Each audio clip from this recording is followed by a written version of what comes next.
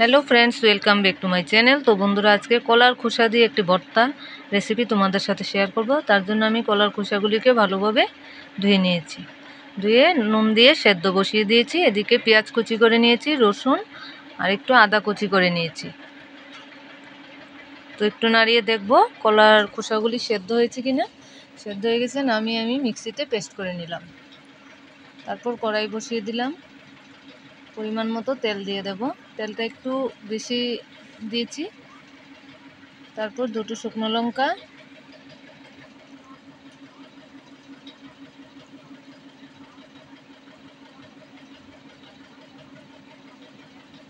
একটি তেজপাতা,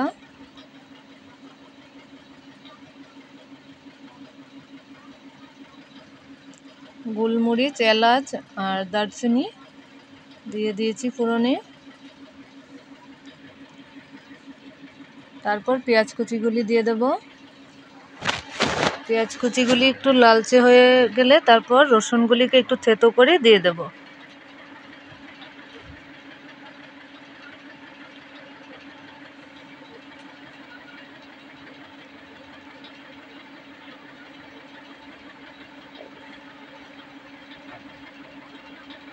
এবার রসুনগুলি দিয়ে দিলাম, দিয়ে একটু ভালোভাবে একটু লালচে করে ভেজে নেব।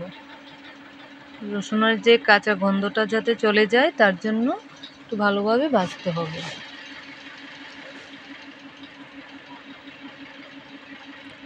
তারপর পেস্ট করে রাখা কলার খোসাটা দিয়ে দেব।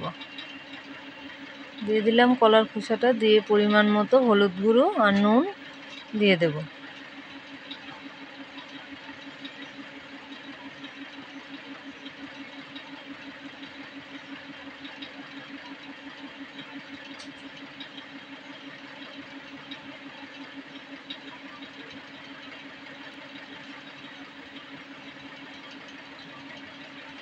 ভালোভাবে একটু মিশিয়ে নেব।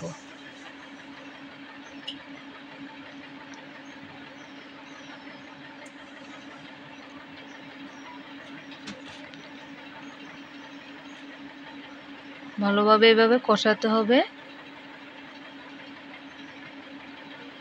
তারপর আদা, জিরে, ধনে পেস্ট করে নিয়েছি, একটু দিয়ে দিলাম। দিয়ে ভালোভাবে কষাতে থাকবো যাতে কাঁচা গন্ধটা চলে যায়। তারপর হালকা একটু চিনি দিয়ে দিলাম, দিয়ে ভালোভাবে কষাবো।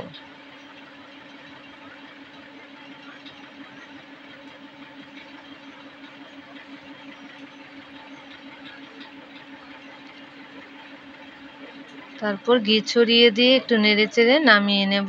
তৈরি হয়ে গেল আমার কলার খোসার ভর্তা রেসিপি। তো বন্ধুরা, ভিডিওটা যদি ভালো লাগে লাইক, শেয়ার, কমেন্ট করে দেবেন আর আমার চ্যানেলটাকে সাবস্ক্রাইব করে দেবেন। বাড়িতে এইভাবে ভর্তা বানিয়ে দেখবেন, খেতে খুব টেস্টি হয়।